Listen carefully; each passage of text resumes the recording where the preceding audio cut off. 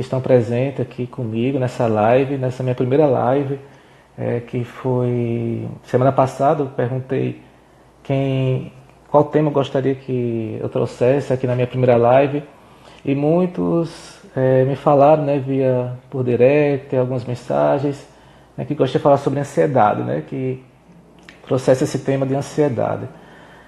Também me pediram para falar sobre depressão, também me pediram para falar sobre como ocorre a ansiedade, como perceber os sinais de transtornos de ansiedade e de depressão em crianças também. Então a gente tem vários temas para trazermos aqui na live, né? Boa noite, Alice, né? Seja bem-vinda. Então, estou aqui com o meu roteiro, né, para essa live de hoje.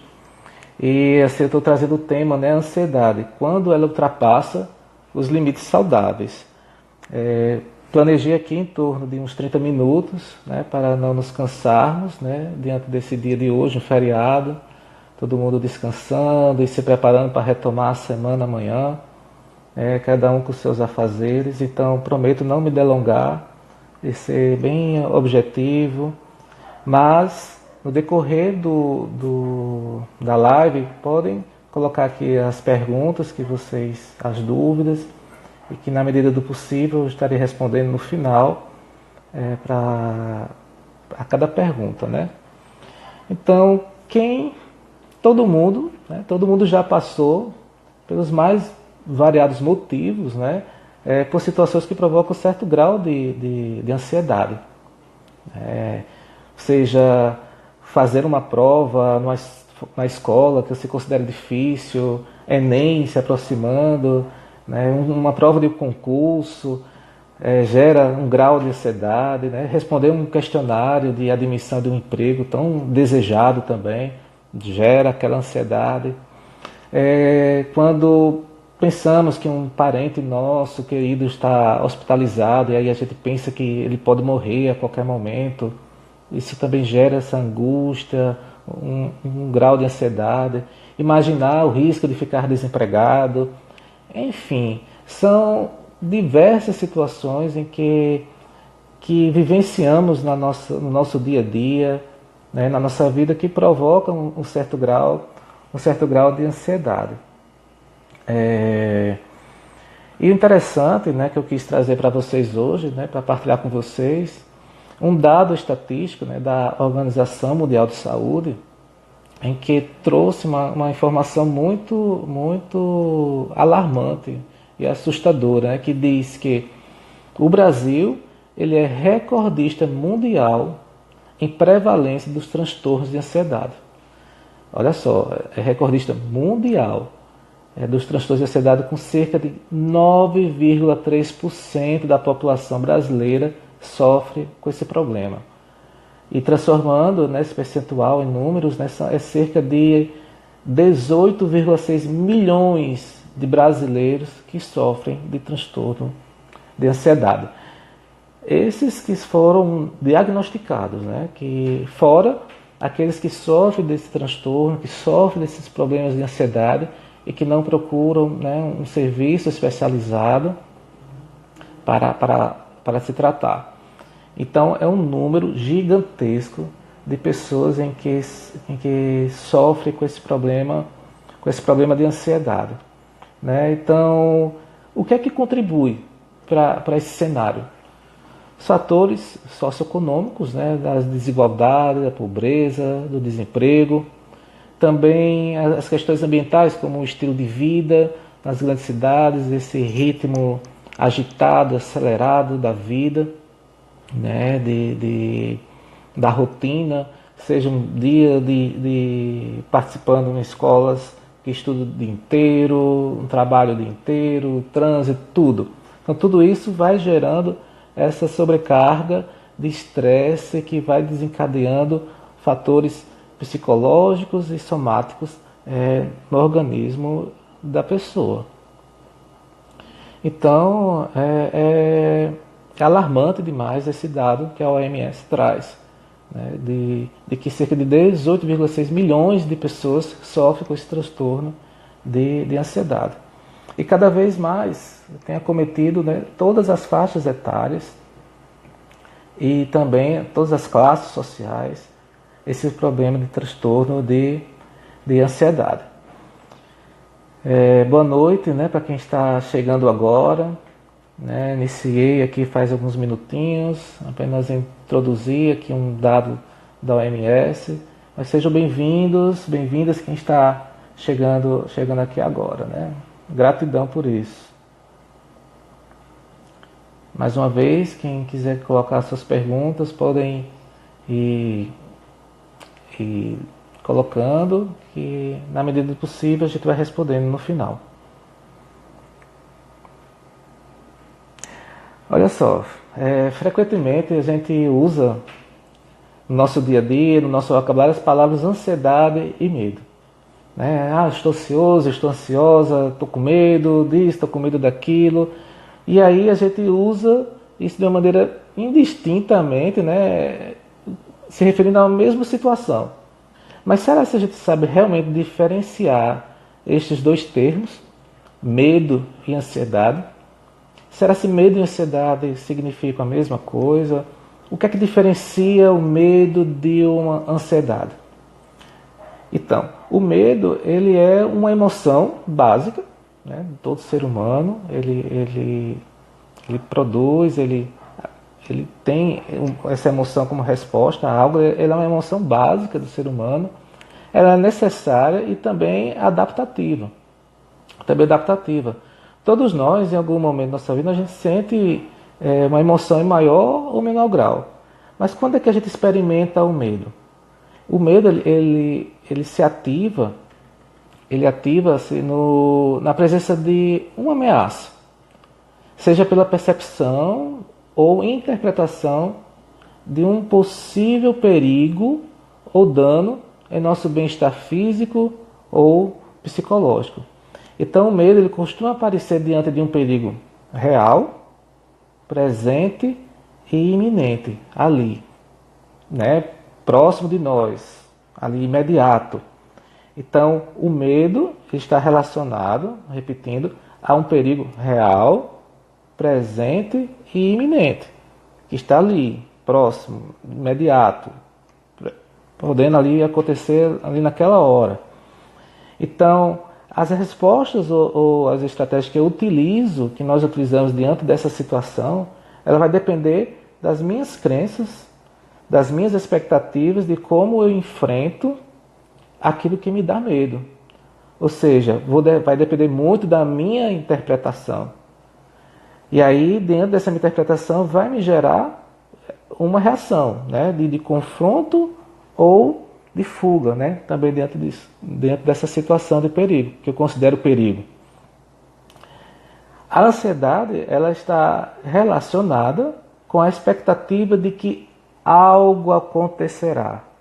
Ou seja, quando esperamos que aconteça algo e antecipamos os efeitos negativos antes que eles cheguem ou aconteçam. Ou seja, a ansiedade ela está relacionada a uma antecipação de uma ameaça futura. Então veja bem a diferença entre o medo e a ansiedade.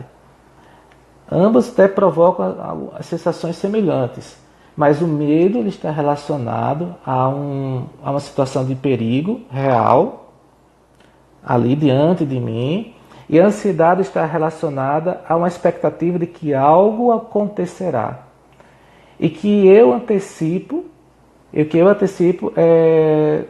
efeitos negativos diante disso que está para acontecer, diante dessa expectativa de que algo acontecerá. Liosa, boa noite, Liosa. Seja bem-vinda. Que bom tê-la aqui com a gente. Muito bacana isso. Boa noite, Liosa, para você. Tá também, Leonardo, né? Boa noite para quem está chegando. Então, assim como a ansiedade e o medo, ela oscila da mesma forma, né, diante de uma resposta adaptativa ou disfuncional. E aí o que vai diferenciar, o que vai causar perturbação ou não, é a forma como eu vou interpretar essa situação, é a forma como eu vou enxergar e perceber tudo isso que está diante de mim. Então, a ansiedade, ela é uma resposta fisiológica do organismo, é algo que acontece em todo ser humano. Boa noite, Rose, bem-vinda. Algum estímulo considerado ameaçador. Então, essa ansiedade ela é ativada e gera uma reação automática e imediata diante desse perigo, que eu estou considerando como perigoso. Então, essa ansiedade ela me serve para me preparar para reagir, para preservar a minha vida, para me proteger. Então, ela é uma proteção do organismo. Então, ela não é ruim por natureza, porque ela nos prepara, ela nos ativa para nos defender, para nos proteger. Então, quando o cérebro ele interpreta, quando eu faço esse input de informações, né, para o meu cérebro, e ele entende que tem uma situação de perigo, então o que é que o cérebro faz? Ele vai e ativa o sistema nervoso simpático. Que esse sistema nervoso simpático ele libera no organismo as substâncias chamadas adrenalina e a noradrenalina, e que essas substâncias elas são ativadas no nosso organismo e que prepara o nosso corpo, todo o nosso sistema circulatório interno para nos defender, para reagir, para confrontar, para lutar, para fugir. Então, o sistema nervoso vem e automaticamente ativa essas funções no organismo para me preparar para uma situação de perigo. Porque foi isso que eu me informei para o cérebro, que eu estou diante de uma situação ameaçadora ou uma situação de perigo. Porém, o sistema nervoso simpático, que provoca tudo isso e que deixa essa noradrenalina e adrenalina circulando em nosso organismo, ela pode também ser interrompida através de quê? Da interrupção da produção dessas substâncias, né, mensageiras da adrenalina, da noradrenalina, ou por meio da ativação do sistema nervoso parasimpático, né, que nós temos o sistema nervoso simpático e temos o sistema nervoso parasimpático, que nós podemos ativar através, quando ativado automaticamente, nós podemos influenciar a ativação desse sistema nervoso parasimpático através dos nossos pensamentos e também do nosso modo respiratório, de como nós respiramos, porque aí nós induzimos a ativação do sistema nervoso parasimpático para combater o sistema nervoso simpático. Então, o que é que esse sistema nervoso parasimpático faz? Ele libera os neurotransmissores do nosso organismo, como a dopamina, a serotonina, a endorfina, e aí, entre outros, e que isso vai causando o que nós chamamos de homeostase, do equilíbrio interno, né? Trazendo uma restauração do organismo e produzindo uma sensação de relaxamento. Uma sensação de relaxamento. Então, o sistema nervoso parasimpático ele age como um protetor interno, inibindo o sistema nervoso simpático e automaticamente impedindo a ansiedade de atingir níveis prejudiciais. Então, a gente já pode fazer uma clara diferenciação entre o medo e a ansiedade, né? O medo, como eu já falei, relacionado a algo iminente, real, e a ansiedade está relacionada a uma antecipação de uma ameaça futura, que eu não tenho certeza disso, não é tão claro isso, não tenho a convicção disso, mas cria efeitos negativos, né? Cria efeitos negativos. Agora eu vou falar um pouco sobre os sintomas de uma ansiedade generalizada, né? Os sinais de uma ansiedade generalizada. Então, como se apresenta? A gente começa a perceber que a gente está desencadeando uma ansiedade já fora dos limites saudáveis, né? Que é essa sensação de inquietação, o nervosismo, a fadiga, a dificuldade para se concentrar, é uma irritabilidade, uma tensão muscular, alterações no sono. Então, quando a gente percebe esses sintomas acontecendo, esses sinais acontecendo em nosso organismo, então já está se instalando um transtorno de ansiedade. E às vezes, né, se desenvolve, né, vai tomando proporções, que essa ansiedade ela acaba também provocando crises de pânico. O que são essas crises de pânico? São aqueles ataques repentinos, abruptos, né, de medo intenso, que ocorre repentinamente, que atinge assim, um pico de sensações no organismo em poucos minutos e fica ali gerando todo aquele mal-estar no organismo.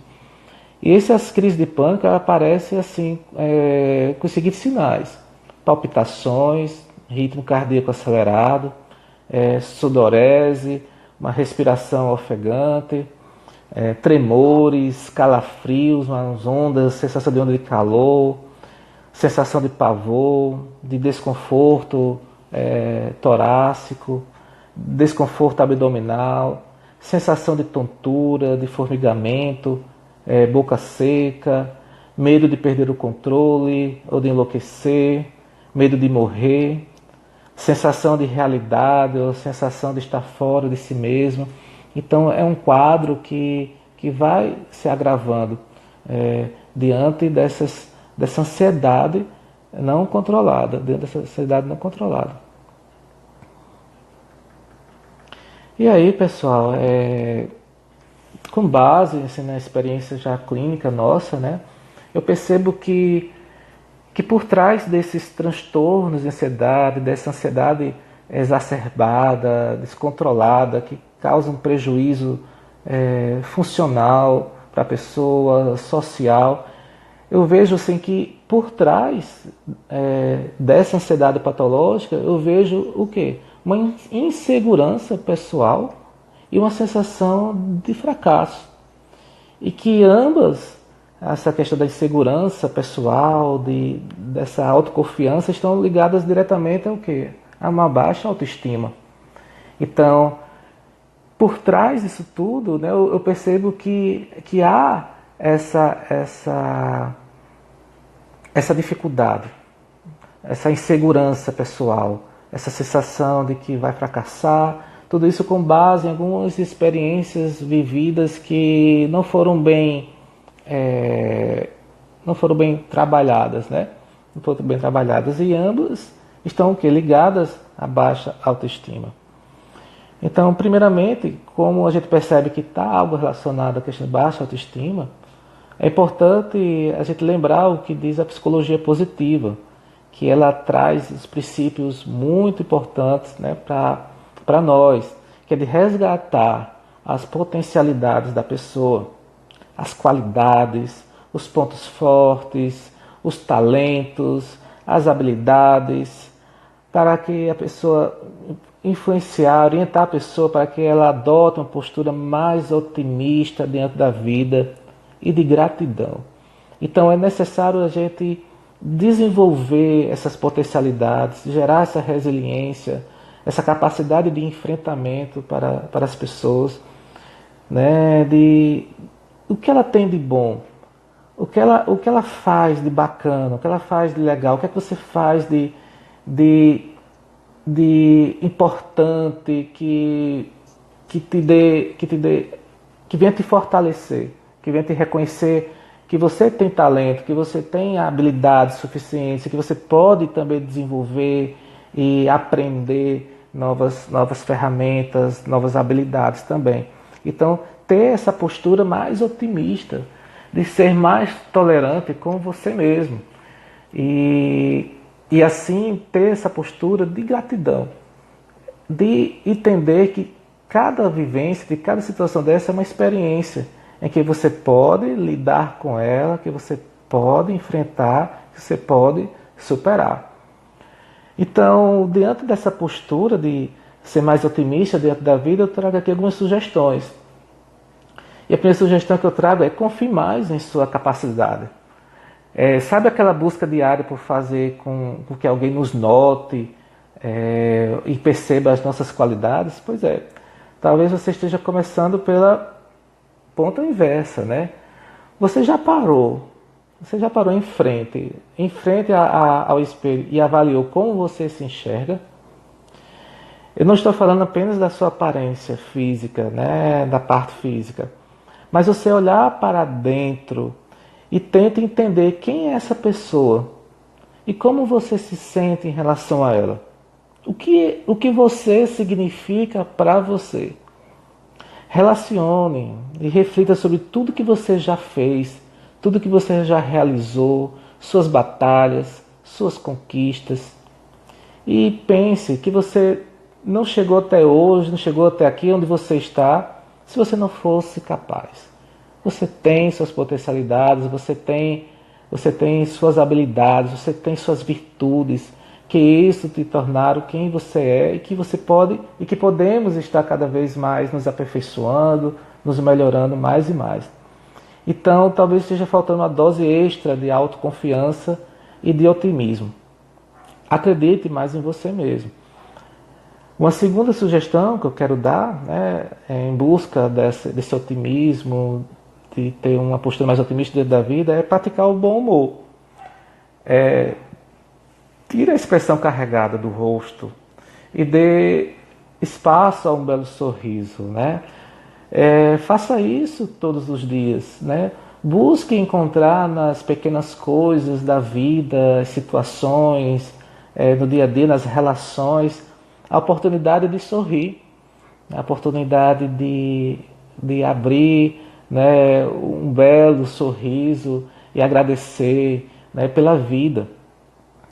Claro que nós temos também nossos momentos de tristeza, né? Temos os nossos altos e baixos, em que mostrar os dentes, né, mostrar os dentes não é a melhor opção naquele momento, mas tudo bem, talvez não seja a melhor opção naquele momento, mas busque, né, não permanecer assim.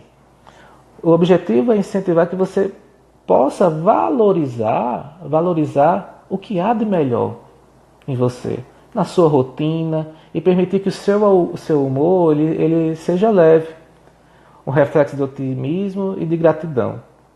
Então é um exercício diário, né, que você deve estar sempre em busca dessa plenitude.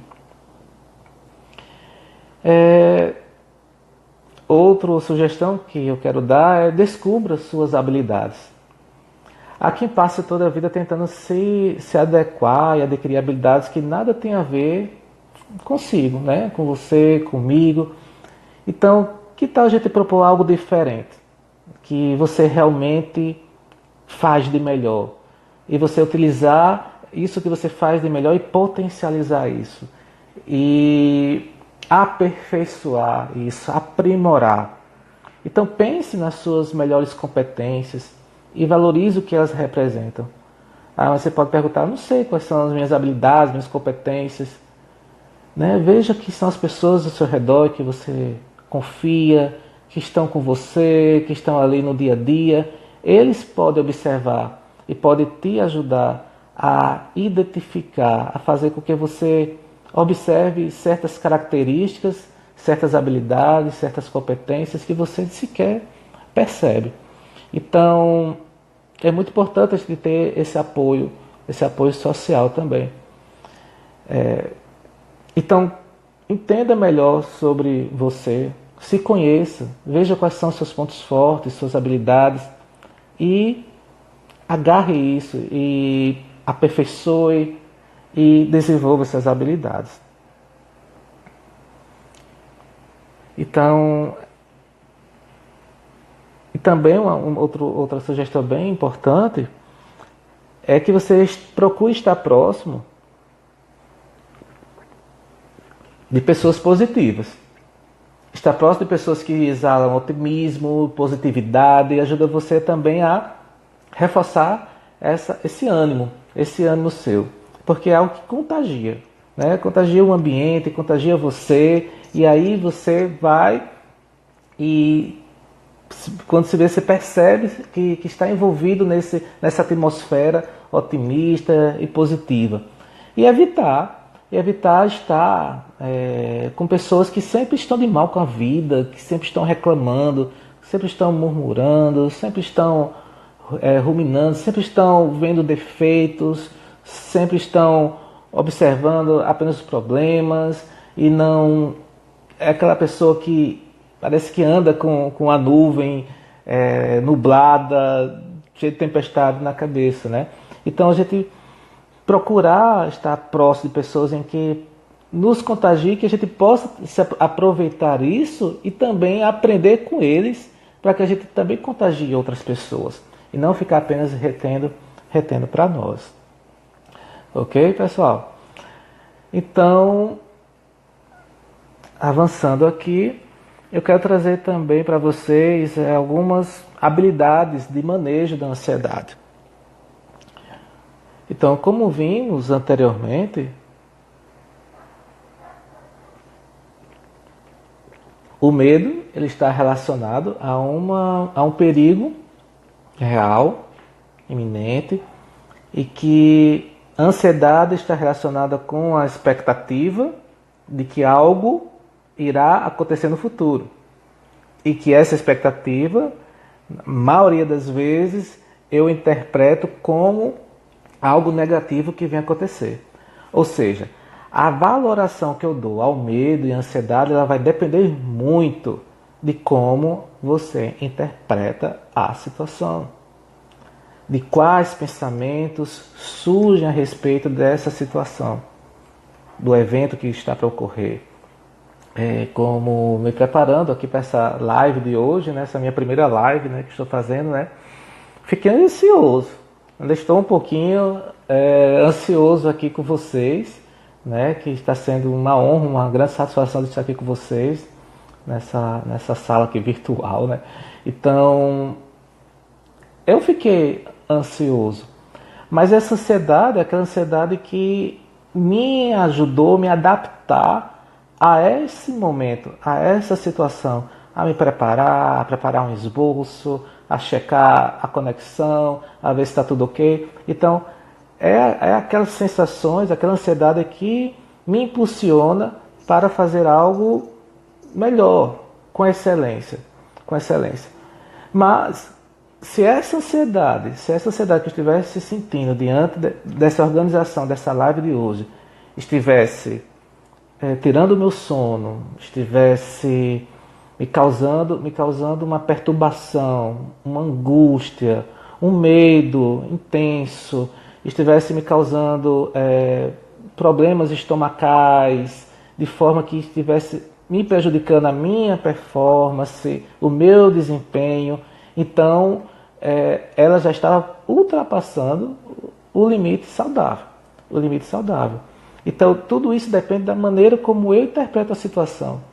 Então, diante dessa situação de hoje, dessa live, né, então pensei que tinha que me preparar para estar aqui com vocês, mas se por acaso o sinal da internet, do Wi-Fi, caísse, não funcionasse, ok, tudo bem.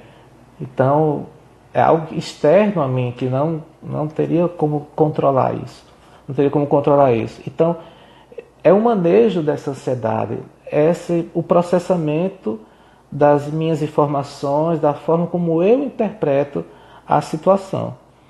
Então, a gente pode utilizar várias técnicas de relaxamento e de respiração, como as técnicas que a gente chamada do acalme-se, o mindfulness, o relaxamento muscular progressivo, e também a modificação de pensamentos disfuncionais, o que nós chamamos, né, na terapia cognitivo-comportamental de reestruturação cognitiva, ou ressignificação dos pensamentos, ressignificação cognitiva, por exemplo. Contudo, pessoal, é bom frisar, lembrar que cada caso, como diz o ditado, cada caso é um caso. Cada caso tem a sua própria abordagem terapêutica, tem as suas peculiaridades, que é importante buscar a ajuda de um profissional em que ele vai lhe ajudar, a dependendo da sua situação, do seu contexto, vai entender você, o funcionamento desse seu comportamento, desses seus pensamentos com as situações que desencadeiam toda essa ansiedade exacerbada. Então é muito importante buscar ajuda de um profissional. E eu quero trazer aqui uma estratégia que a gente utiliza bastante, principalmente no ambiente clínico, né, relacionado aos transtornos de ansiedade principalmente, que é trazer, antes de trazer essa estratégia, eu quero trazer aqui o princípio da TCC, que é uma abordagem da terapia cognitiva comportamental, que ela é uma das mais indicadas para tratar os transtornos de ansiedade, os transtornos de depressão, de personalidade. Então, ela traz o princípio de que a abordagem cognitivo comportamental, que o modo de pensar, olha só, que o modo de pensar influencia o que sentimos. Então, a maneira como eu penso, a forma como eu penso diante da situação, ela vai influenciar diretamente no que eu sinto, vai gerar em mim uma emoção relacionada a esse pensamento, ao conteúdo desse pensamento. Então, qualquer situação que a gente vivencia, ela nos faz pensar automaticamente em coisas boas ou em coisas ruins sobre ela, né? Sobre essa situação. Então, seja qual for a situação, ela vai nos evocar, nos provocar uns pensamentos automáticos relacionados a algo bom ou algo ruim diante da situação. Então, se você pensa que está em perigo, então, o que é que ocorre? Você sente medo. Se você pensa que algo muito bom vai lhe acontecer, o que é que você sente? Alegria. Então, quando logo você percebe que aquilo que você pensa, que aquilo que você achava que não iria mais acontecer, você deixa de ficar alegre, você fica no estado neutro ou triste ou desanimado. E da mesma forma, é assim que acontece conosco no nosso dia a dia. O que eu penso em relação à situação me gera um sentimento relacionado àquilo. Então perceba que a emoção está relacionada à forma como eu penso.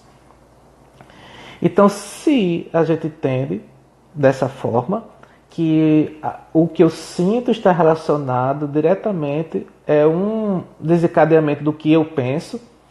Então, ao mudarmos nossos pensamentos, também modificamos o quê? Os nossos sentimentos.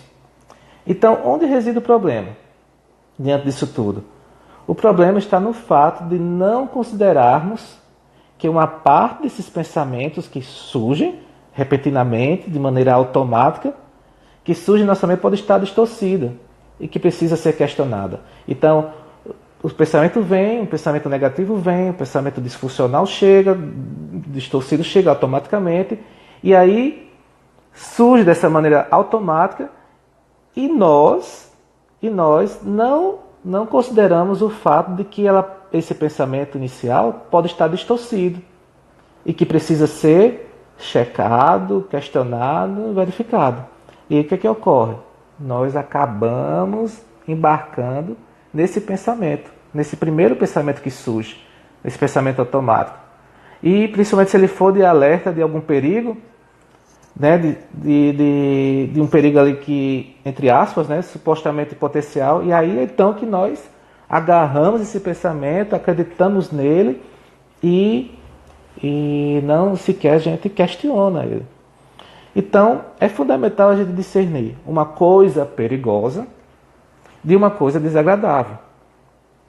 Distinguir, discernir, diferenciar essas duas coisas. O que é de fato perigoso para você e o que de fato é apenas desagradável para você.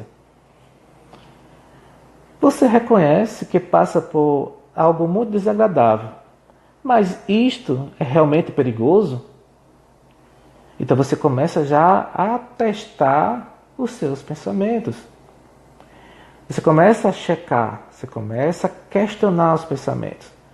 Então, isso que está acontecendo, desagradável, é realmente perigoso? Então você começa a avaliar a situação.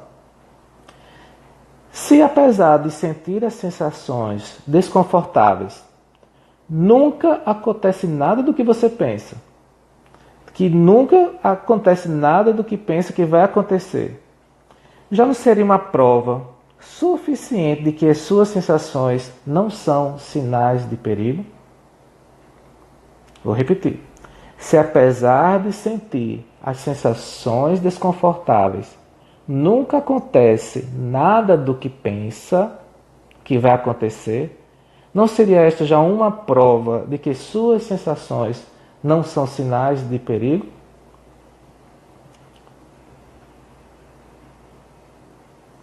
Já caminhando aqui para o final aqui, né, da nossa live, eu quero trazer outras perguntas que auxiliam testar o pensamento disfuncional e reestruturar e ressignificar diante de uma situação que a gente avalia como perigosa. Então, que perguntas eu posso fazer para mim mesmo diante daquilo que eu estou interpretando como ameaçador, como algo que vai acontecer de ruim comigo? Então, que perguntas eu posso fazer para mim mesmo para questionar o pensamento e trazer um novo significado diante da situação?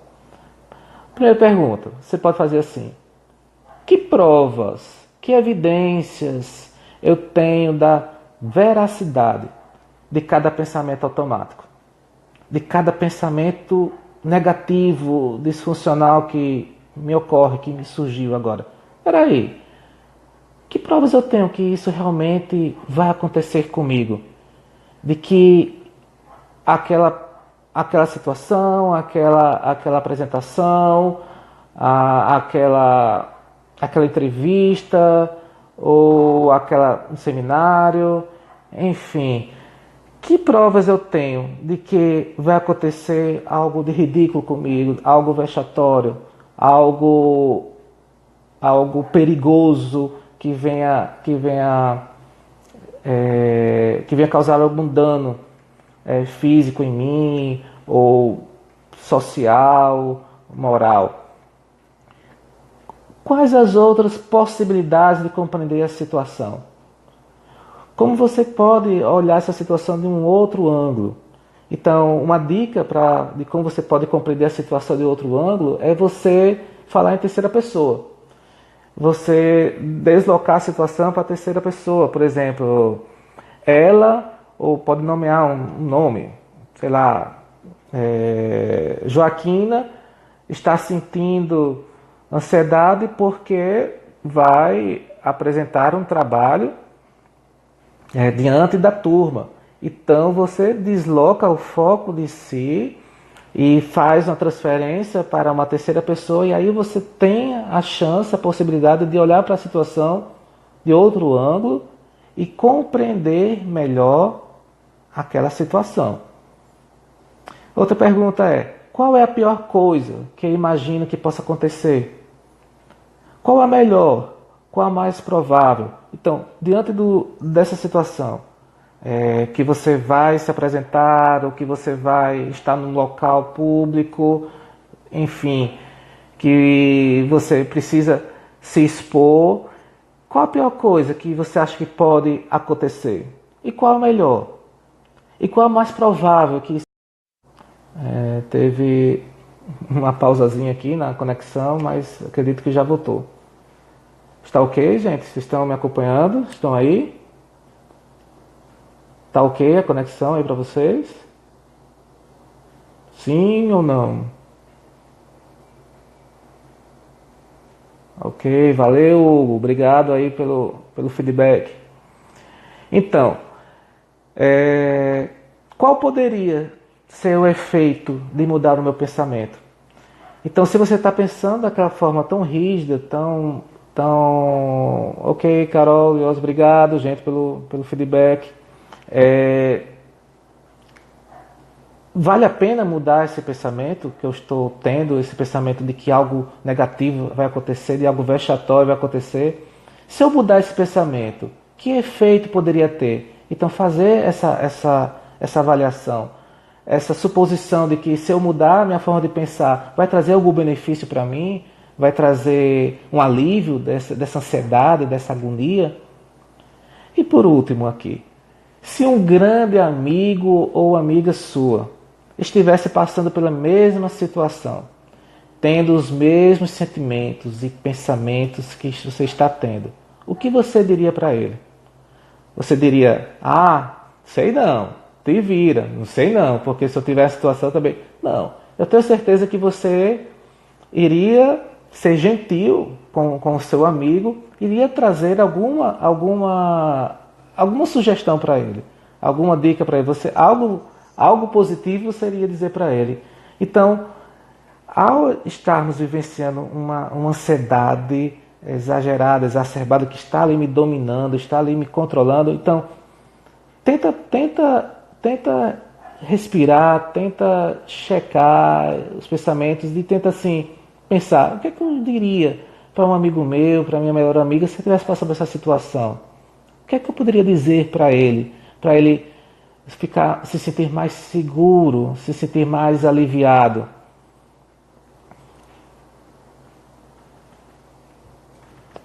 Então, gente, já finalizando aqui, né, para ver para perguntas.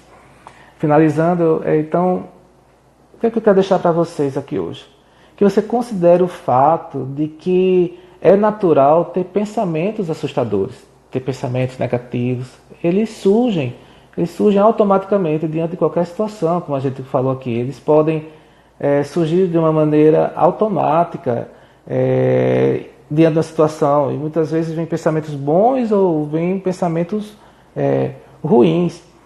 Mas, contudo, não é porque eles se apresentaram dessa forma assustadora, de uma forma catastrófica, de uma forma ameaçadora, que eu devo aceitá-lo como verdade, que eu devo agarrá-lo como uma regra ou como uma verdade indiscutível, como algo inquestionável. Não. Considere que o fato de ter pensamentos assustadores é normal, é natural, mas que não necessariamente você precisa aceitá-lo de primeira como verdadeiro. Lembre-se, muitos deles precisam ser questionados e confrontados com a realidade. Lembra-te que quantas vezes a gente percebe, acha que vai acontecer algo ruim, algo negativo, que alguém vai nos apontar, que alguém vai ficar nos avaliando negativamente, que algo catastrófico vai acontecer e que na verdade não acontece nada daquilo. E aí a gente fica acreditando nesses primeiros pensamentos que surgem e aquilo ali fica me controlando, fica nos dominando, porque a gente não faz esse questionamento do pensamento. Não faz esse questionamento do pensamento. Então, no programa de tratamento dos transtornos de ansiedade, a gente inclui esses treinos de testar o pensamento, de reestruturar cognitivamente o pensamento, trazer um novo significado, além de incluir outras estratégias de enfrentamento, de manejo da ansiedade. Como a gente já falou aqui, já citamos algumas estratégias de respiração, que avalia muito, que eu posso até em outro momento, em outra live, a gente falar sobre uma estratégia de respiração para o manejo da ansiedade. E aí vocês comentem se acham interessante que tenha uma próxima live só falando sobre essa estratégia de respiração, o acalme-se, que a própria palavra já é um acróstico, já induz o que ele pretende fazer com a pessoa. Então, lembre-se, muitos deles precisam ser questionados e confrontados com a realidade. Muitos deles precisam ser questionados.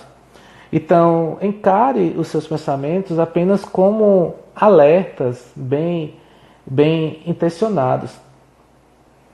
Renata entrou agora. Renata, bem-vinda, Renata. E Rosemary, Rosemary Costa, eu acho, aí colegas, né, de trabalho, né, Renata, Marcena aqui da nossa equipe, da Pleno C. Que bom tê-la aqui, viu, Renata? Que você puder contribuir aqui com a gente, será muito bem-vinda. Então, olha só. Então encare seus pensamentos apenas como alertas bem intencionados que visam o quê? Nos proteger. Mas que precisam serem checados, revistos, verificados. Como? A partir daqueles questionamentos que a gente faz. A partir daquelas perguntas que a gente introduziu aqui. Só lembrando, que provas tem da veracidade de cada pensamento desse? Que evidências eu tenho de que o que eu estou pensando é realmente verdade, que vai acontecer? Que outras possibilidades de compreender a situação? Qual a pior coisa que imagina que isso possa acontecer? Qual a melhor? E qual a mais provável? Então começa a checar, fazer essa verificação e rever se esse pensamento que está surgindo, ele realmente é condizente com a realidade. Caso não sejam fundamentados, não tenham evidências, que geralmente não tem evidências, é apenas algo que surge da nossa mente, que a gente cria, que a gente avalia, interpreta como negativo. Então, ao verificar que esses pensamentos não têm fundamentos, que eles não se sustentam, que não tem evidências para eles, então mostre a si mesmo que está tudo bem, está tudo certo, e que você sabe o que está acontecendo, e que a ansiedade nesse momento não representa uma ameaça. Foi apenas uma sensação que foi surgida no organismo diante de algo que você interpretou naquele momento. E aí quando a gente interpreta, pessoal, reinterpreta, ressignifica, mesmo assim às vezes ainda fica aquelas sensações agoniantes ali no nosso organismo, da ansiedade. É porque aquela substância que a gente falou lá no início, da adrenalina, ela ainda, da noradrenalina também, ainda permanece circulando em nosso organismo. Mesmo quando a situação que a gente considerava como de perigo, como de uma situação ameaçadora, ela não está mais ali, mas mesmo assim a gente continua ainda com algumas sensações, é porque a adrenalina demora a se estabilizar no nosso organismo. Então ainda fica aquelas sensações no nosso corpo. Mas lembre-se que você não é ansiedade, você não é sua ansiedade. Né? Você pode estar com ela, né? Mas você pode lidar, você pode continuar fluindo, fazendo o que precisa ser feito com ela, lidando com ela. Né? Como eu costumo dizer para os pacientes, né? Como se fosse um visitante inesperado que chega na sua casa, que você tem que receber, e aí você tem que fazer sala para aquele visitante, mesmo inesperado e inconveniente ali. Então, às vezes, assim, a ansiedade é assim para nós. É aquele visitante inesperado, inconveniente que está ali, mas que não é você.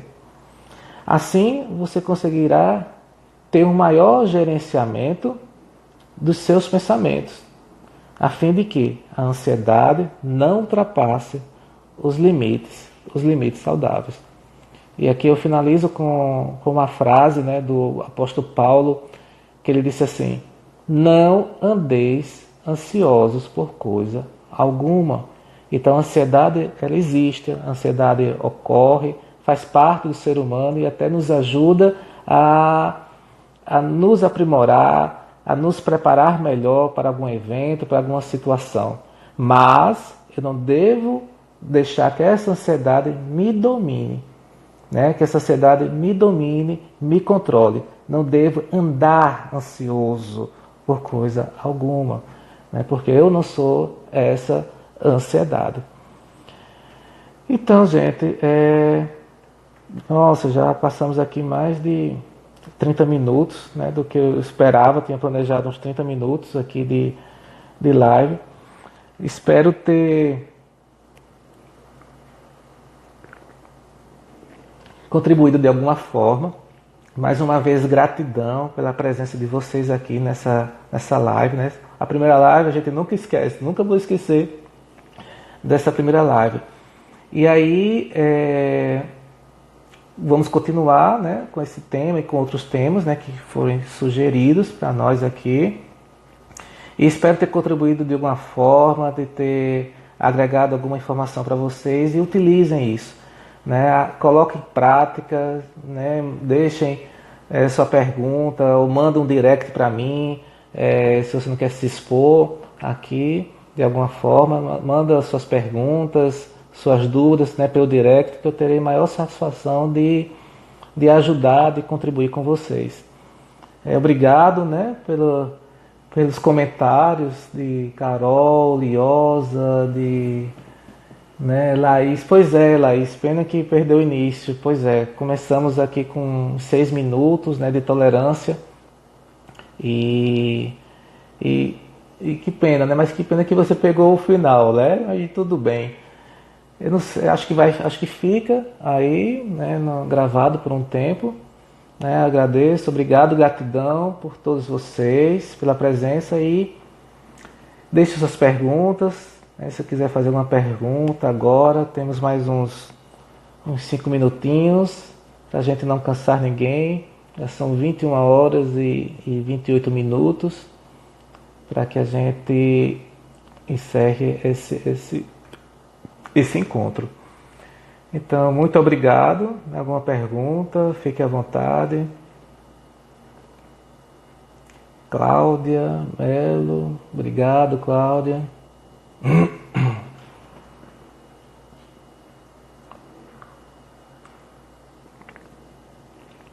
Ficarei aguardando a próxima live, se Deus permitir. A ideia é de a gente fazer uma live quinzenalmente.